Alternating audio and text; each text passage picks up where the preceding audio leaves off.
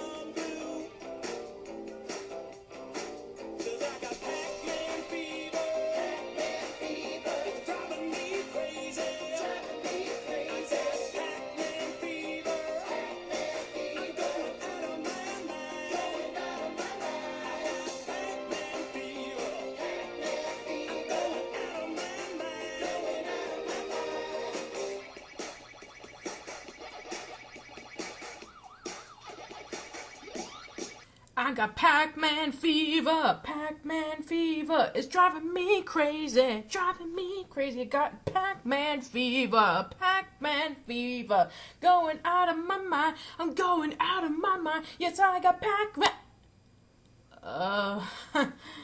oh boy, this is awkward. Hey everybody, welcome aboard to episode 2 of Casual Chats. I hope that you really like tuning in and rocking on to Pac-Man Fever. I am Patricia. And I'm Kevin, and why are you talking like that? Trying to get into the mood, of course. By talking like you're a gangsta? Word. You're funny, Patty. Thank you. Well, by the way, everybody, Patty is supposed to review Attack of the 50-Foot Cheerleader, and she hasn't done it, so if I was everybody, please let's all protest of saying that we want Patty to review this movie, which she's supposed to. I'll do it eventually. Yeah, so am I. Yeah, go ahead. Alright, enough of the talk about cheerleaders and 50 feet tall stuff.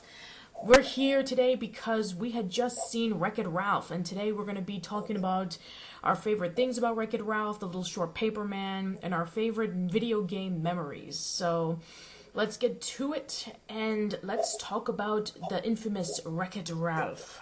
You want to start, Patty, or how would you want to? Well, let's start off with a year ago, in which when we first heard about it. At first, when you told me about it, I didn't believe you. I thought it was a joke, but then when I looked into it, I was really shocked and surprised of this. How did you feel when you first heard about this? When I first heard about Wreck-It Ralph, it was in the very early stages. It was going to be called Fix-It Felix, and there was very minimum. There wasn't that much information given about the movie. In fact, they didn't even say that they were going to have cameo appearances from video game characters. It just said that it was going to be the next Disney feature film. So I was very curious to know what this movie was about. And then as information slowly started to pull in on the internet, and then we were given that trailer, I was just like beside myself, because first of all, if you're into video games, you're going to love this movie. I mean, if you're a video game fanatic, you're most likely going to go nuts. And even if you're not a video gamer, even if you're not a gamer who doesn't play video games a lot, you're still going to love it, because there's characters that you're going to easily recognize, you know. But it definitely was very shocking. I couldn't believe it. I was just, you know, I didn't think they were going to pull it off, that they were going to be able to make a movie, and it was really good. Now, my first impressions of it, well, I actually wrote first impressions of Wreck-It Ralph all the way back in May. When Kevin told me about this concept of video game character cameos coming in together and about a bad guy trying to be good, I was both excited and skeptical at the same time. I was excited because very rarely you would see a movie based on video game characters, and the majority of the time, if a movie based on video games does come out, it sucks. You have the very first one, the granddaddy of all crappy video game movies. You have Super Mario Brothers. You have Street Fighter. Now, there's some people who like Super Mario Bros. Monkey. and I understand. What did you say? The scene in the movie. The scene in the movie, in which King Koopa says "monkey." Yeah. I mean, look, I know the movie sucked really bad, but it has its charm. It's a cult classic. But go ahead, Patty. I mean, Patty does make a very good, valid point. So it is the granddaddy of the worst video game movies ever. I mean, even though I like it, I have it. It definitely wasn't. And I saw that in theaters when it came out. So you can imagine. I could tell you stories of people walking out of the theater very, very unhappy. So I saw it in theaters as well. Yeah, I remember that. Yeah. So go ahead, Patty. I'm sorry. That's okay, dude. Well, first of all, it was absolutely nothing like the video game. You have a British guy and a Spanish guy playing Italian brothers. That's a very interesting cast choice, I do say so myself. And also the fact that Dennis Hopper playing like this goofy over-the-top King Koopa, and then you have these giant 12-foot-tall Goombas and post-apocalyptic city, and which apparently how a Goomba are made apparently is that you pull somebody into this, like, it looks like an electric chair. Their head goes up into what looks like something like when you go to the saloon, and their head shrinks and they turn it, and their head's like this little lizard. Which I don't know where the fuck they came up with that idea, but I have to agree, it was one of the weirdest things I've ever seen in a film. Yeah, it was definitely weird.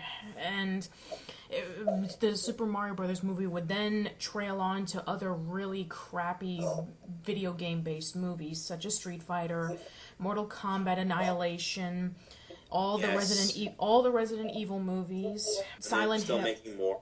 Yes, I know, they're still making more. Let's see, there's also Silent Hill. Well, let's talk about Wreck-It Ralph. Let's talk about something positive. All right. So basically, so moving on to that, I had absolutely no hopes for this to be good. And then all of a sudden, when I kept seeing the trailers and I kept seeing pictures and I kept reading articles about it, I got more and more excited. I'm thinking to myself, if Wreck-It Ralph does very well, then it could be a possibility that we might be seeing more video game-based movies in the future, and people will start taking note of how to create one good. And then the skepticism for me was the concept, the whole plot of it was pretty much the same. It was the same as Megamind, and it was the same as Despicable Me, about a bad guy trying to be good. So, but nonetheless, I was excited to see this movie. So afterwards, the two of us, we went to see the movie separately, about 1 week apart, because Kevin was going through the struggles of Superstorm Sandy. Yeah. So he actually saw this movie last night. I saw this movie last week. So we were supposed to work with Tim Deanna, which you can check out his review on Manic Expression, and it's just as good as our review. Yeah, it's called, the podcast is called Something Cinematic, and Tim Deanna and Brett Club 85 discuss their reviews on Wreck-It Ralph. If you want to go check it out, it's manicexpression.webs.com, or if you go on to blip.tv, you can look it up at Tim Deanna The Reviews, and it should be there. So, just like with Tim Deanna, let's talk about the trailers right before we talk about the movie. Sure. The Hobbit is a movie I definitely want to see, actually. It actually looks really good.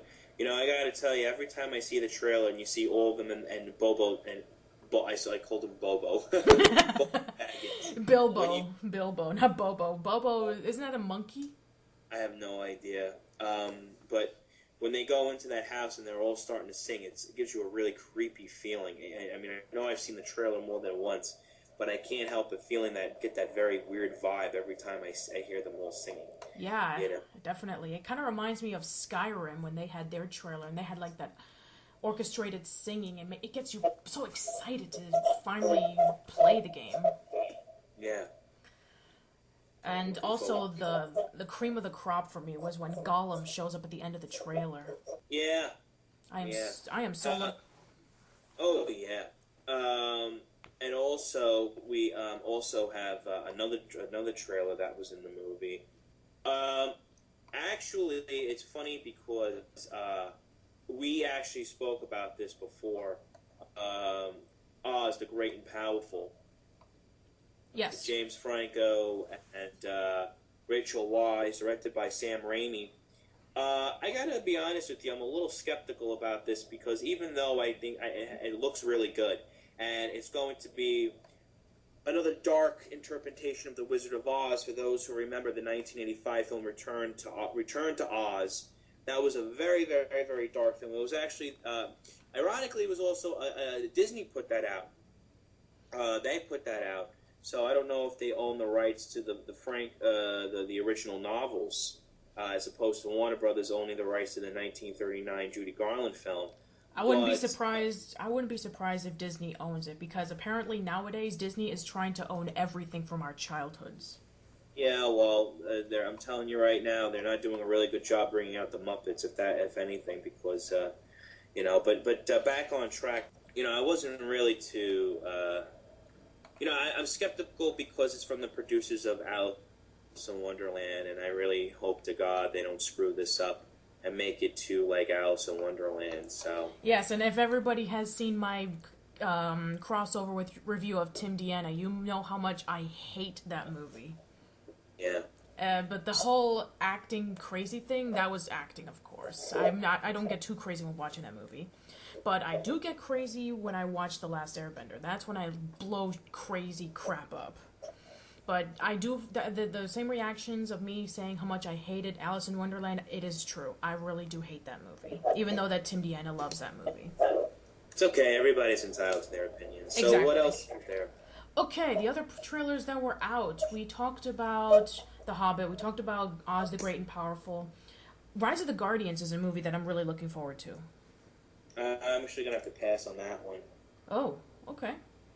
I don't think it's going to be very appealing. I actually think it's a ripoff of Despicable Me with the elves as the minions. So I don't know. I actually am looking forward to seeing how they're willing to change the perspectives of the classic mythological creatures that we all know and love: Santa, the Easter Bunny, Jack Frost, the Boogeyman. Yeah. So let's get to the Paperman. Let's get to Paperman. We still have a few more to do. Then there's also the mediocre trailers that we saw. We saw The Croods.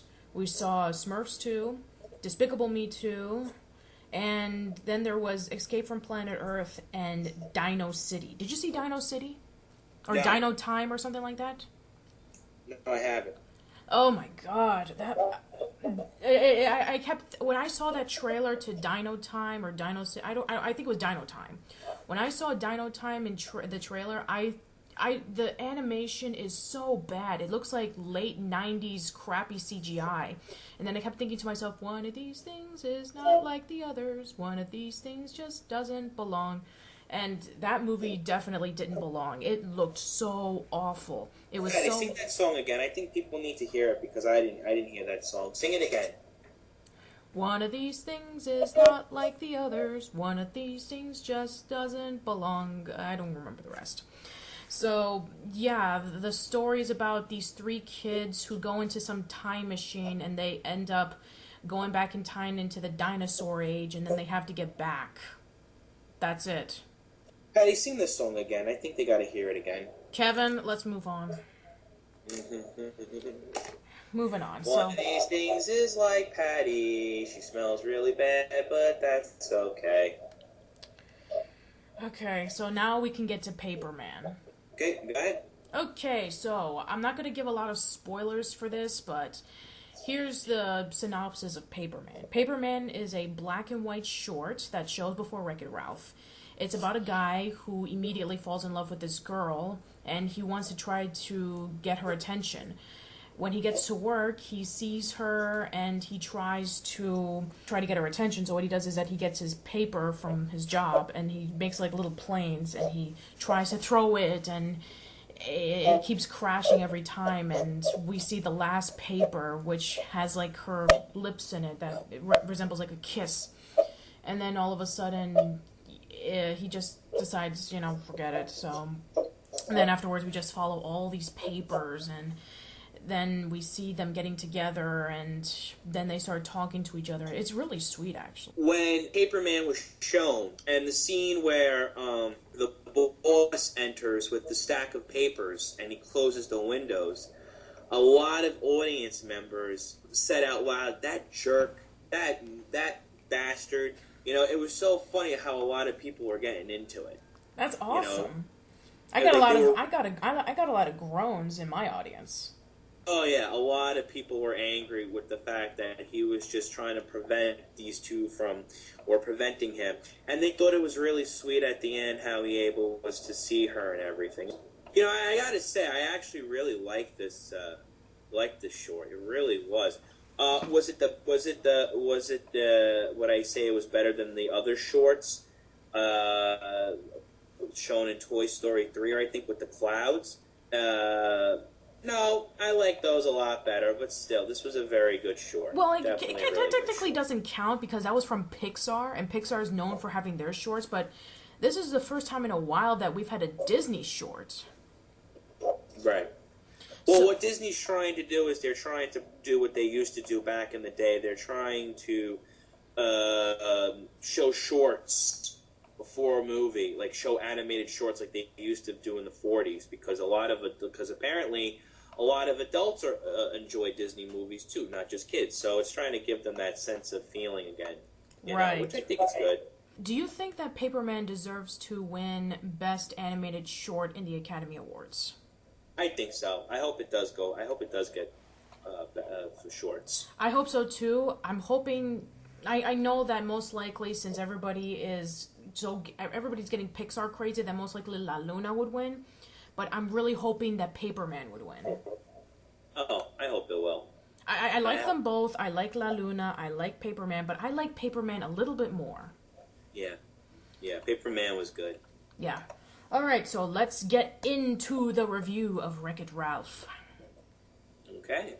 So, Kevin, what did you think when you saw Wreck-It Ralph?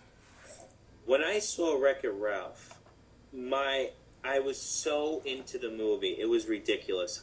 First of all, I love the movie because it plays homages, not to sound biased, to my favorite movie, Who Framed Roger Rabbit, which we'll get to. But also the fact that it was so different and so original. And, you know, I actually got very upset during certain scenes. When Ralph goes and gives him the Pac-Man cherry, I actually cried a little bit because the way they had animated Hubert was just so depressing, and all the audience members were going, "Aw." Because it's so sad. You see Hubert and Coily and all of them, and they're so upset, and they're hungry, and they're starving, and you feel bad. And also another scene when Ralph looks at the picture of the game broken, or it needs to be fixed, and he looks up and he holds the medal, and when he tries to tell Vanellope that she can't race, and she's so upset because this is her ticket to start anew. And there was a lot of scenes that were very upset. Overall, I also like the voice acting very much. Sarah Silverman, John C. Reilly, who I always liked and thought he was a very, very, very talented actor. I think in my opinion, I think John C. Reilly's a bit underrated. They think he can just play like really goofy characters in all those Judd Apatow movies, but I think he can really act. Oh, I think he can too. He was also in a lot of dark comedy films too. Which I can't think off the top of my head. But he's a very good actor, and I think he really, when I saw this, it seemed like he really got into the character of Ralph. It was very emotional, and it was very different from all the previous films he has played. This was a very good movie. It was funny, and it was just like Roger Rabbit. I know a lot of people are going to start comparing this to Roger Rabbit, with the video game characters and all. But I enjoyed it. I enjoyed it immensely. I actually feel, in my personal opinion, and I'm going to get a lot of disagreements, that I feel this film should be nominated for Best Picture. Best Animated Picture or Best Overall Picture? overall picture. Oh wow, it's that good, huh? It's gonna try Oh, to yeah. it's gonna try to pull off a Beauty and the Beast. Well, you want to know something? I feel, and I've always said this, that the Oscars, the Academy Awards, should give horror and animated films a chance to win Best Picture because there is not a lot of horror films and science fiction films and even animated films that win Best Picture. In fact, there's no animated film that won Best Picture. Horror films, a lot of people think that Silence of the Lambs is a horror film, which it does have elements of horror, but it's more of a crime thriller. And after Silence of the Lambs, there wasn't any film that really won Best Picture. You had a lot of war epics. You had a lot of drama films. I mean, I know Lincoln in Flight, which I want to go see, is probably going to get one of them is going to get Best Picture. Argo is definitely being considered for Best Picture. Argo, of course. But it's a shame that a lot of animated films, and Argo's probably going to get it too because there's a lot of films. But it's very sad that a lot of movies, that a lot of animated films don't get nominated or recognized in Oscars. I mean, Beauty and the Beast, yeah, but I mean there was Toy Story 3 that was nominated, but that didn't get anything. Yeah. Even Brave, I'm surprised Brave. I don't know if Brave is going to get it. I don't know. It's going to be a little bit itsy with Brave. A lot of people didn't find Brave very appealing. I mean, they did like it, but it wasn't the definitive Pixar movie. Well, I'll tell you one thing. I do have some, Well, one of my issues was Brave. There wasn't a villain. There wasn't a standout villain. Yes. And I think we'll get to it a little bit after what you say about what we didn't like about Wreck-It Ralph. I mean, although I love the movie, there are just two nits, not little big things or I would complain about, but there were just two things that I was slightly disappointed in. Yeah, and we'll get to that later. So now it's my turn about my overall opinion. My overall opinion of Wreck-It Ralph, the moment that the little 8-bit whistling of Steamboat Willie came about, and I knew for sure that I was really going to enjoy this movie. And then you had the little introduction in which Ralph starts introducing what's going on in the plot, and you see all these video games and arcade games in the background, and you try to point them out. You saw Space Invaders, you saw Pac-Man, you saw all these... you see all these classic arcade games. You see like DDR, and you see Tapper, and you see Street Fighter 2. All of these games. Actually, it's funny when they, not to cut you off, when they did the montage. Well, not montage, really. Showing how from Wreck-It Ralph from when it first came out. They had Street Fighter 1, and then as the years gone by, they had Street Fighter 2. I don't know if you caught that. Yeah, I did catch that. And Street Fighter, the first arcade game, is not exactly a very common game that they did have then. I mean, they did have it, but not a lot of arcades had the first Street Fighter. Most people didn't even know that there was a Street Fighter 1 unless you either played it in the arcades or you played the not the Neo Geo, the, what was it called? The TurboGrafx 16 port of the game called Fighting Street. So most people didn't even know that there was a Street Fighter 1, and it was nice to know that Wreck-It Ralph acknowledged it. Yeah. And then when you cut into Street Fighter 2 and then you hear the Shoryuken, I thought to myself, that's actually Kyle Hebert. That's the guy who actually voices Ryu in the games. Yeah, if you notice in like Roger Rabbit, they actually try to get the actual voice actors in Who Framed Roger Rabbit to voice the characters. Like they got Mel Blanc to do the Warner Brother characters. They got, the original Mickey Mouse actor had passed away, but they got Russie Taylor to do Minnie. They got... I think it's Russie. I think her name is Russie. Russie, and Wayne Allen to do Mickey. So, and Mae Questel, the original voice of Betty Boop, to do Betty Boop. So for Wreck-It Ralph, what they wanted to do, and it's very debatable whether the director acknowledges or not. I don't know if there's an article on it or if he ever explained it. But he took it seriously because he got a lot of the voice actors who had voiced the video game characters to do the movie. He got the original voice of Sonic, the guy who does the voice of Sonic. he got from Street Fighter. So that's good. I mean, at least he didn't get like a celebrity like, say, Justin Bieber to do Sonic, or fucking. He didn't get Adam Levine to voice Fix It Feel, not Fix It, to voice Zangief.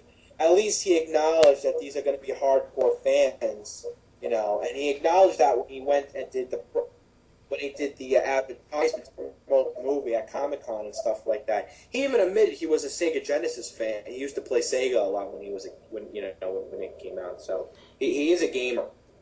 And that's great, because gamers know about what gamers like to see if a movie or a TV show is going to be about video games. They know it, as opposed to somebody who had never played a video game in their lives.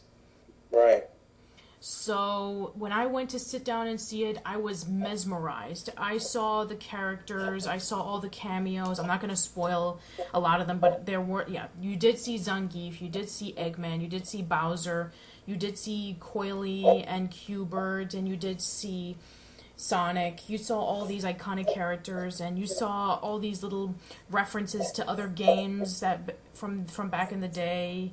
And the audience started to get really, really excited to see some of them. It's like, oh my god, that's Sonic! Or, oh my god, that's the guy from Street Fighter, that's Ryu! And I was like, it's Ryu, dude, it's Ryu. I didn't say it out loud, but still, it's not Ryu, it's Ryu.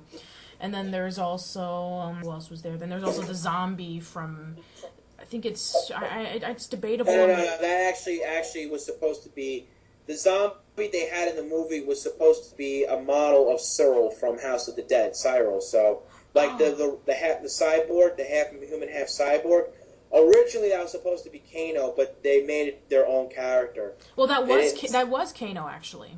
No, it wasn't. It's not listed on Wikipedia that it was Kano. Well, it technically is, because when he ripped the heart from the zombie's chest, that's one of Kano's iconic fatalities. Okay. So You're probably right. So that is Kano. I'm gonna check. Let me just check it out to see if they listed him on there. Most likely they probably did. Yeah, so then there was also a whole bunch of characters that you see in the background. You have to be really, really eyeful for them. I would suggest that you would see this movie maybe twice or three times, that way you can capture all the little cameos in there, because there's a lot of them, and they're awesome. And then you have all these new characters. You had the commander, who was voiced by Jane Lynch. No, see? I read it online. The guy who voiced it, Brian Kesker, his name is called Cyborg, based on Kano from Mortal Kombat. So it's based on Kano. It's not actually Kano. Okay. Well, okay, fine. That's fine.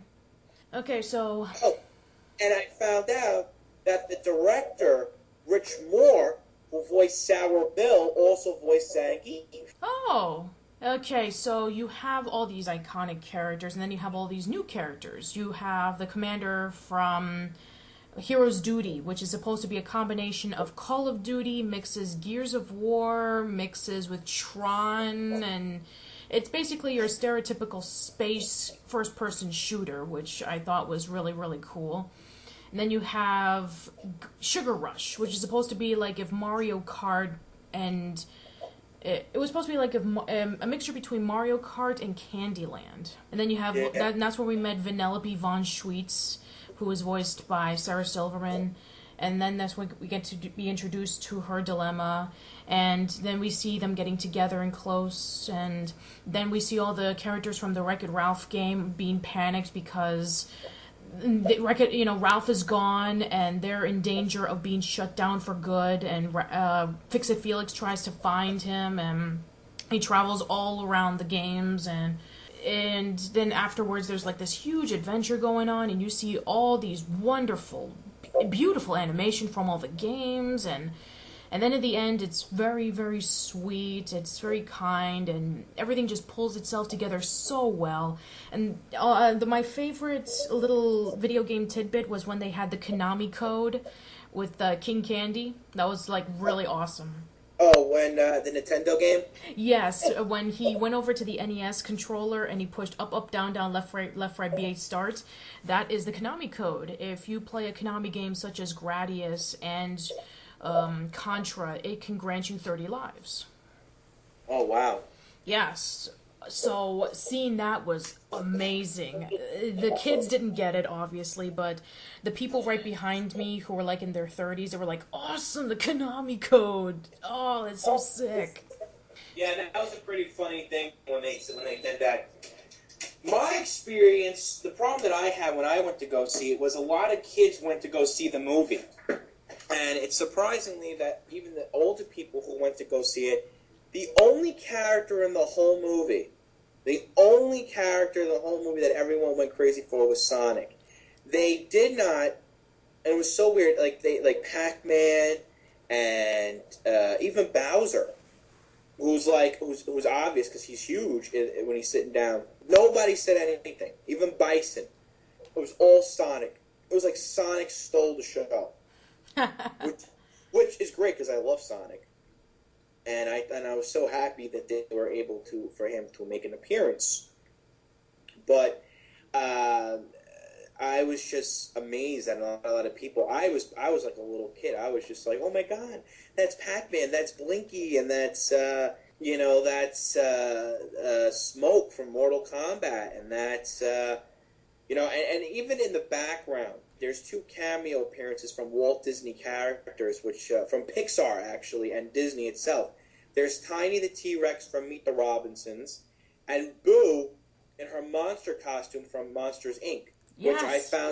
Which I found out because I looked very closely, and you just see her walk across.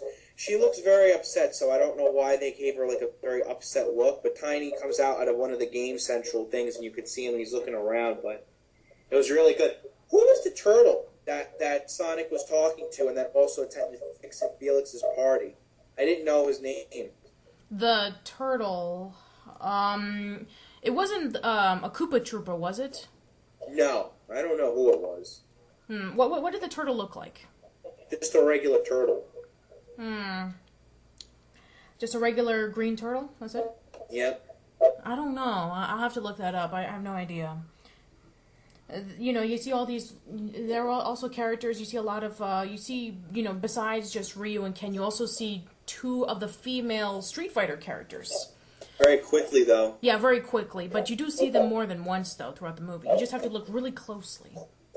Yeah, same thing like Sonic. He attended. What's her name? I'm trying to get her name. Callahan. He attended the wedding. He was sitting next to Coily.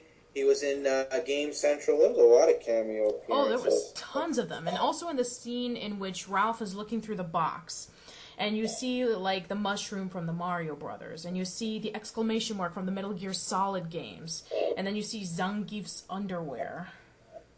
That was pretty funny. That was hilarious. Overall, this is definitely one of Disney's best. It is absolutely wonderful. Oh, yeah, it was really, really good. Okay, but besides all the glory and all the praise, we're here to talk about what we didn't like about the movie. Right. What I didn't like, the only 2 things I have is, as of late, Disney really needs to come up with more memorable villains. I felt like King Candy, I mean, you consider that this game also had a lot of M-rated references to video games. Because obviously Sergeant Callahan, Tamara from Heroes Duty is the violent aspect of video games. I was thinking of a more threatening villain. But when King Candy turned into Turbo and then he conjoined with that bug, it was a lot of kids were scared of that. Actually, a side bug. A lot of kids were a little frightened by that. Because he had that purple stuff which looked like blood coming down from his mouth. But I really wanted a really standout villain. And between the Muppets and Brave and Frankenweenie, I still haven't... It's like, I said this in the review with Tim Deanna when we did Frankenweenie, I feel like after the Frog Princess... Princess and the Frog with Dr. Facilier. The Frog. I feel like there really isn't any memorable villains. Disney hasn't really come up with any memorable villains. And I also wish there was more video game characters. Because whoever I told this to, whoever didn't see the movie, I want to know if Earthworm Jim or Abe from Oddworld Or now, take in consideration that they were trying to get as many arcade video games as possible. But Sonic wasn't an arcade game. Mario wasn't an arcade game. Well, So no, I well, mean, technically he was, if you remember the arcade game Mario Brothers and Donkey Kong. So yeah, he was an arcade character. well, not Sonic. I mean, No, so not Sonic. No. I was thinking they were going to have more obscure video game characters, like in Who Framed Roger Rabbit. They had a lot of obscure Walt Disney cartoon characters that I'm sure a lot of kids who saw that movie at the time, and even today, have no idea who it was. So, Yeah, definitely, I would agree. My nitpick for the movie, I really wish that they would have gone to more video game zones, more video game places, because the majority of the majority of Wreck-It Ralph is spent at Rush. I really wanted it to. well, the reason why is because if Vanellope leaves, she can't leave the game. I She's know, a glitch. I know, but still, I wish he could have spent maybe a little bit more time in Hero's Duty, or maybe he could have gone somewhere else, and then he would have gone to Sugar Rush. And another nitpick, the other nitpicks that you did talk about, I agree with. They should have had a more memorable villain because, hello, this is video games. Video game villains are just as memorable and just as iconic as movie villains. You have Bowser and you have Dr. Wily, Dr. Eggman, you have... Well, Dr. Wily's not in the movie. They took him out last minute. I don't know why. Yeah, that was a little bit weird. Dr. Wily was originally going to be in Wreck-It Ralph, but he was taken out at the last minute.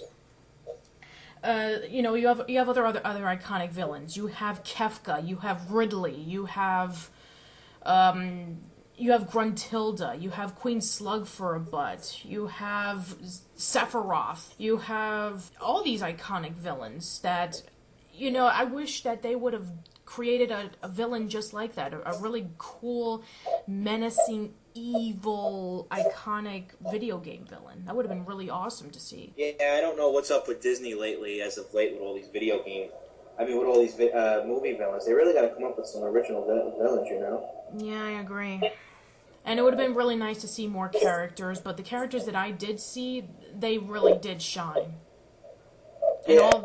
And all the little references in the background when they go inside their games, it was really cool. You saw Altered Beast, you saw Pac-Man, you saw Dance Dance Revolution, you saw all these awesome-looking games that I thought was a really nice touch. Oh, yeah. So, okay, so... let's talk about our favorite. Let's talk about what games brought us into video games, and then we can talk about our favorite and our least favorite, and then we can get to our final word. Okay. What video game? What did you say, Patty? What was the video game that introduced you into playing video games? Oh, Sonic the Hedgehog, hands down. That was one of my favorite video games. Still is one of my favorite video games. Vectro-Man, Super Mario. I can go on and on. I'm not much of a gamer, and I think that's what the filmmakers were trying to prove. That even if you're not a video gamer, the story itself is what made the movie. Right. So I mean, that's what made the movie was the story, Yeah. Well, I'm more of a gamer than you are, Kev. So the game that really brought me in, I was 7 years old, and Super Metroid brought me into video gaming. Even though that I played Super Mario Brothers 3, even though that I played Punch-Out, even though that I played all the NES games. In fact, here's an interesting story on how I got started.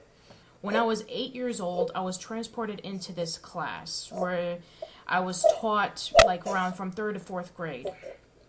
And the teacher, she said every Friday, if you do really well in class and if you get good grades and if you're a good student, you can have 30 minutes to play my NES game.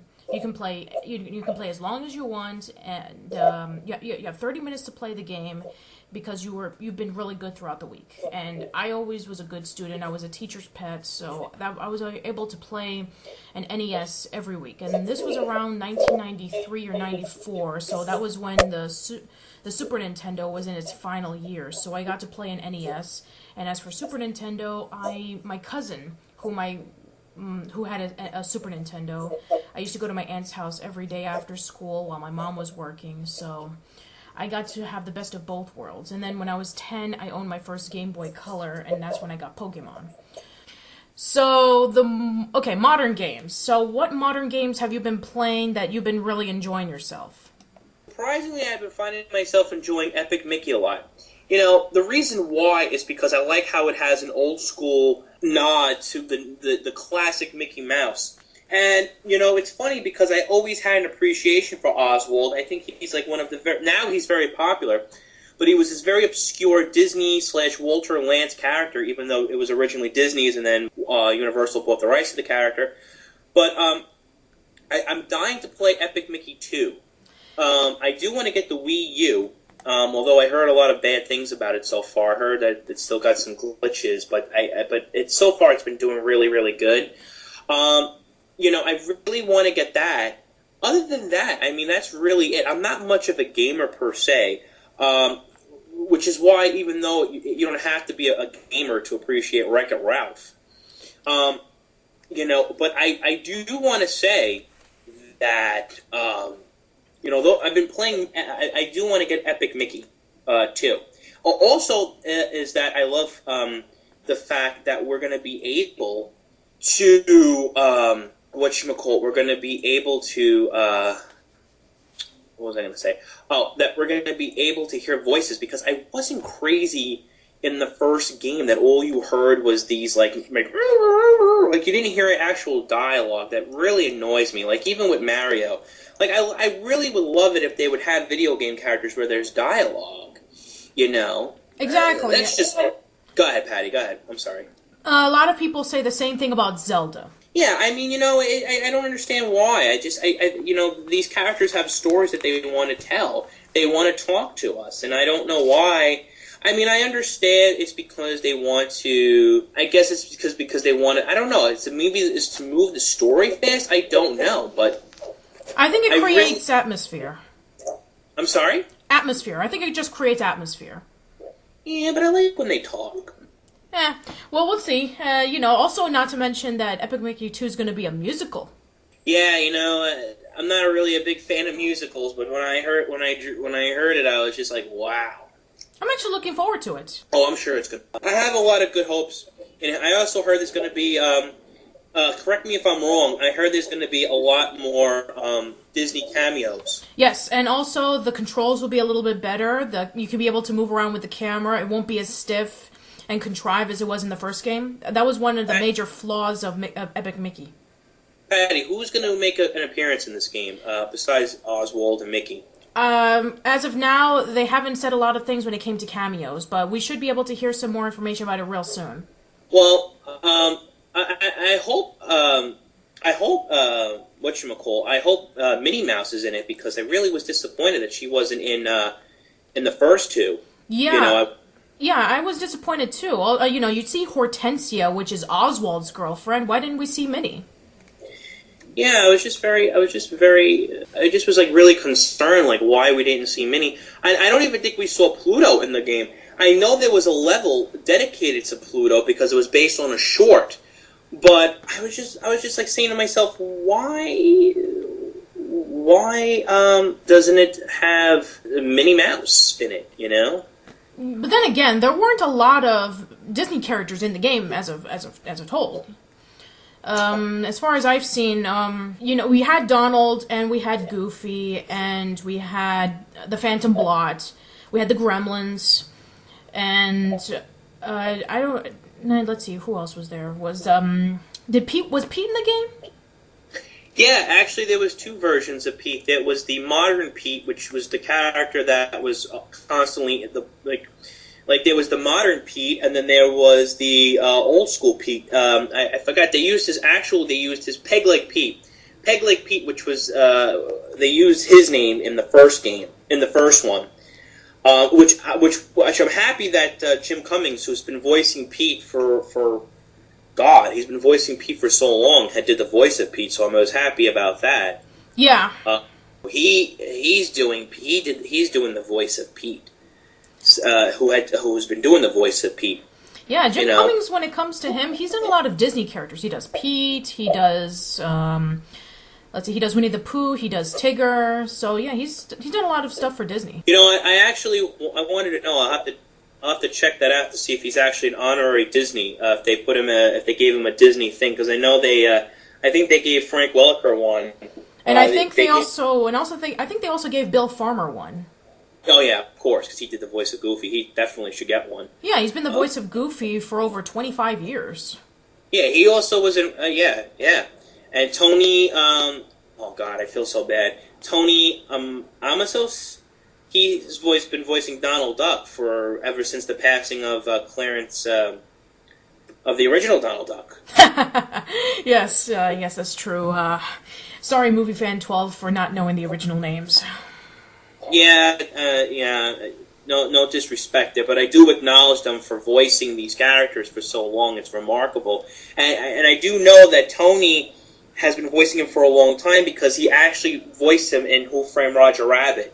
So I know, and that came out in 1988. So I know even prior to that, he's been voicing Donald for such a long time, and I think it's remarkable. Yeah, definitely. If you ask me. Mm-hmm. So let's see. So we got all right. So I think so you don't have any other upcoming games that you're looking forward to. As for me, I'm looking forward to The Last of Us, obviously. I've always been a huge fan of Naughty Dog, all the way back from Crash Bandicoot and the Jak and Daxter series and Uncharted. So I'm looking forward to seeing what The Last of Us has to offer. Also, I'm looking forward to Sly 4, Thieves in Time. And then there's Bioshock Infinite and number of other games that haven't been out yet, but I'm looking forward to a lot of that. So, yeah, I'm looking forward to seeing what the Wii U has to offer, because there are a bit of mixed reactions with how people feel about the Wii U, but as time goes on, I'm sure it'll get a little better. Yeah, actually, one of my friends, he, I don't know how he's able to get the money. I don't know if he works for the company or not. He bought the Wii U when it first came out and bought, like, all the games that just came out and stuff. He bought, like, the bundle pack. He bought everything, and I was just amazed. And I was like, damn, I wish I had that type of fucking money. I mean, those games must have cost him about maybe $50 to $60 a pop, so. Yes, that's true. But I am happy, though, with the Wii U, because we'll finally be getting adult games for the Wii, because that was one of my biggest gripes. I mean, listen, I bought the Wii because I wanted to play Mario, Donkey Kong, and I thought there was going to be new Sonic games for the Wii until it moved over to the 360 for whatever reason. Well, not necessarily, because there was also Sonic Colors and Sonic Generation. Well, Sonic Generations, I think it came out for the PS3 and 360. Yeah, well, I mean, like after the Shadow one and the one with him and Mario, I haven't seen any really new Sonic games. Oh, and I had a Sonic game. Oh, Sonic Unleashed. After those games, yeah, I'm still stuck on the first board, which I'm not very proud of, because I want to actually play a Sonic game. I would suggest you get Sonic Colors, my friend.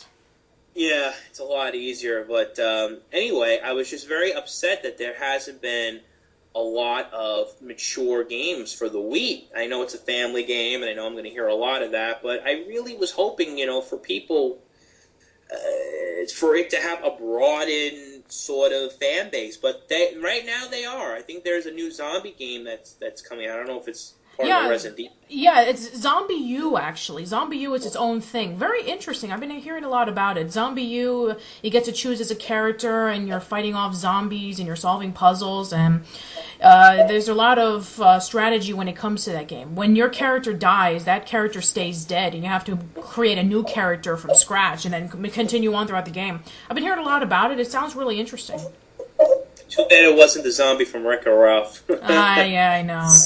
Oh, speaking of Wreck-It Ralph. Okay, let's go back to our final word. By the way, speaking of Sonic and Wreck-It Ralph, in the new Sonic game, Wreck-It Ralph is a playable character. I just saw the trailer to it. I don't know if John C. Reilly will be voicing him, or if they took actual snippets from the movie and they ported it over to the game.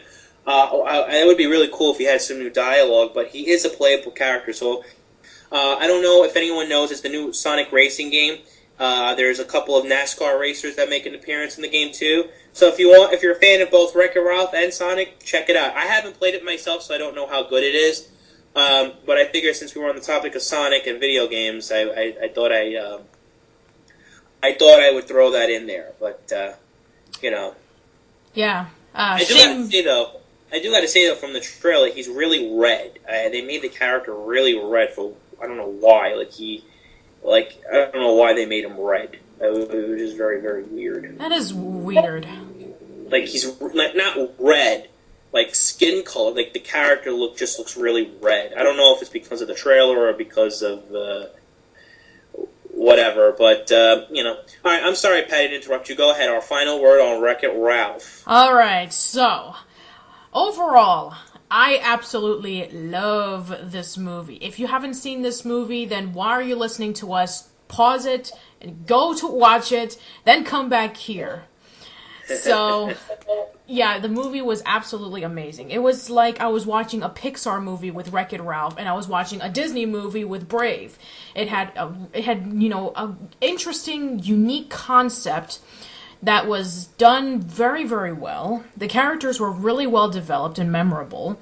I loved the animation. The worlds were really colorful and unique. The characters and cameos were absolutely awesome. Like I said, the only minor nitpick is that they should have developed the villain more and more video game cameos, more video game worlds, and not much on the Sugar Rush.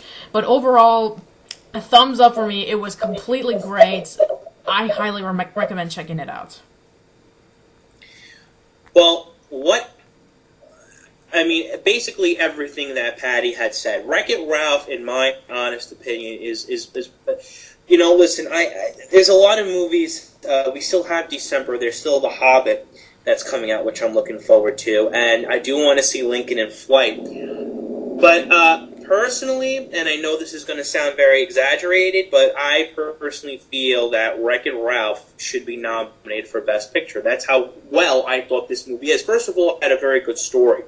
My biggest fears when I first did the review for Wreck-It Ralph, I thought it was going to be a knockoff of Roger Rabbit. We were going to have too many overwhelmed video game characters. It was going to be too cartoonish. The potty, it was going to be like, you know, too much potty humor. I was wrong. I'll admit I was wrong, and I was happy that I was wrong because there was people when I first went to go see it that were 70 years old that enjoyed the movie. It got a round of applause the two times I saw it. I saw it twice, and you know I love the video game characters. I mean, like I said, there was Sonic, there was Zangief, there was Neff from Altered Beast. I mean, come on. I mean, and it had that Roger Rabbit feeling. I love the character of Ralph and Penelope Fix-It Felix, Callahan. I think I'm saying her name wrong, but I mean the movie was like a modern Roger Rabbit. But like these two movies, it had intelligence to it. It had a great story. The worlds were so beautiful, and it really felt like a Pixar movie. I agree with Patty full-heartedly because even though John Lasseter was a producer of the film, it really felt like I wasn't watching a Disney film because this is actually part of the Disney movies. It's like 53 or 50-something, but this was like a Pixar movie.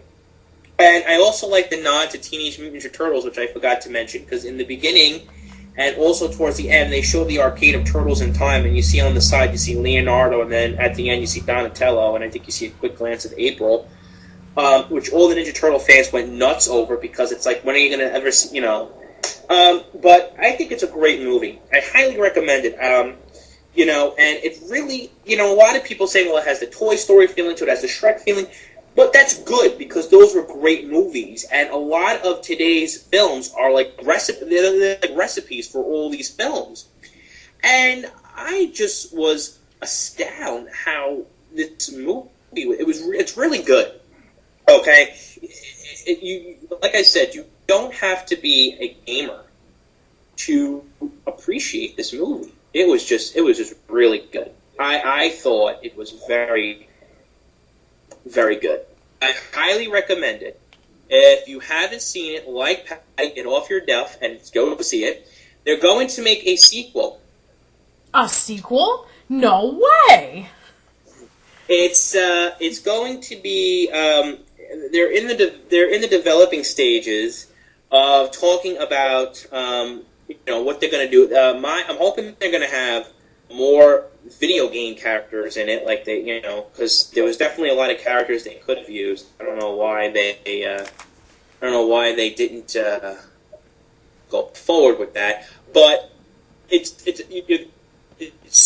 it's going to be set in the home console. From what I read, it's going to have them. It's going to take place where they're all where people are now playing video games at home, because the first one had arcade. So, like I said, it's really Hey Kev, are we talking about modern consoles or retro consoles? Truth be told, I don't know yet, because it's, like I said, it's still in the developing stages, and they're trying to. I guess they're still talking about what they're going to do, but it's gonna sound. I don't know. I definitely want to see it. So anything with a sequel with Wreck-It Ralph and the King, I say bring it on. Well, that sounds great. So I think, in my opinion, that Wreck-It Ralph is definitely one of the best movies based on video games ever. And another one, if any of you guys are interested in checking out other decent video game movies, there's also the first Mortal Kombat, then there's also Scott Pilgrim vs. the World, and Patty's favorite movie, Super Mario Brothers, which she cannot... No. Oh, God. I know. I won't torture you. No. You might as well just say The Wizard. Well, now, before we end our conversation, Patty, I know we were talking about this on the phone. Do you think that this is finally a film that video gamers could finally say, "Wow, there's actually a movie that is very reliable that appreciates video gamers?" Because I remember the director said that he grew up playing Sega Genesis games. Yes, I do believe so. I believe that this is the movie that we've been waiting for. I know that Scott Pilgrim vs. the World, when it came out a few years earlier, it was the definitive movie for people who love video games. But now we have something for younger audiences. Wreck-It Ralph is something that a kid can really enjoy, as well as adults. Scott Pilgrim vs. the World is something geared towards teenagers. Kids would probably like it too, but it's more for teenagers and adults. So, Wreck-It Ralph for the kids and for the nostalgic minds, and Scott Pilgrim vs. the World for the teenagers and those who like the original comic books. So, I would say yes. If this continues on, and if they follow the steps that Wreck-It Ralph and Scott Pilgrim vs. the World have done, then I say that we're going to have ourselves a plethora of really good video game-based movies. It's sort of like when the 90s were kind of dwindling down when it came to the superhero movies. And then all of a sudden Spider-Man came out, and then it just blew everything away with the whole comic book theme movies. Then X-Men came out, and then we had The Dark Knight, and then we had The Avengers, and Iron Man, and Captain America, and Thor, and all these things. And now we're gonna have all these new superhero theme movies, like this, let's see, there's the new Superman movie that's coming out. Then there's also Iron Man 3, and there's a whole bunch of other comic book movies. So this could be a start of a golden age if people are willing to do this right for making really good video game themed movies. Well, you also told me that you are very interested in seeing the new Attack of the 50th Woman remake. Yes. Yes, I guess. By the way, everybody. Oh, no. No. Patty is supposed to do a review on Attack of the 50-Foot Cheerleader, and she actually did the review. So tell us, what did you think of the movie? Now, you gotta tell me more. Why did you think it was... Did you watch it? Did you even watch the movie? Because you were supposed to watch it. I've been busy and my family's gone through a lot of crap. Uh-huh. No, you were it's supposed true. to watch it for my birthday, and you didn't. Oh, wait, that's right. It's Kevin's birthday. That's right. I forgot. It's Kevin's birthday. So everybody... Forget your birthday. I didn't forget your birthday. Okay. Yeah, I just wanted to announce it to everybody that it was your birthday. Okay. Oh, Patty. Yeah, I know. Now, because of that, you know what you have to do. Oh, no. What is it? You have to sing. Oh, God. And I take it that this is not going to be the birthday song, is it? No. I know it. I know it. You gotta sing. The song from Who Framed Roger Rabbit. Smile, darn you, smile. I don't know the whole song, Kevin. You're gonna have to give me something that I actually do know. Well, go on YouTube and look it up. Smile, darn you, smile. There you go. Keep singing. Same thing after all. Smile, darn you, smile. Sing a even call. Something, something, blah, blah, da la la la, something. I don't know. I'm very impressed with somebody who never heard of the song before, or doesn't remember it. You sure pretty much said a lot of the words to the song. I don't know. Maybe I have it somewhere in my subliminal mind or something. Wait, what? You're old? No, I'm saying somewhere in my subconscious is the lyrics to the song. I don't know. Alright, so it looks like we're running out of time, so I hope that you guys had a great listen, and like we said previously, if you haven't seen the movie Wreck-It Ralph, we would suggest that you go check it out now. So that's all for today on Old School Lane Casual Chats. I've been Patricia. And I'm Kevin Guglielmo. Next time on Old School Chats Casualties, Patty, for the 30th time, will review Attack of the 50-Foot Cheerleader. She will tell you what she thought of it. Did she like it? Was she almost stomped on? What did she think of giant cheerleaders? And why am I talking like this? You will hear it all on our next Casual Chats on Old School Lane. Yes. Hope you have a good day. See you soon. Bye-bye. Get out of here.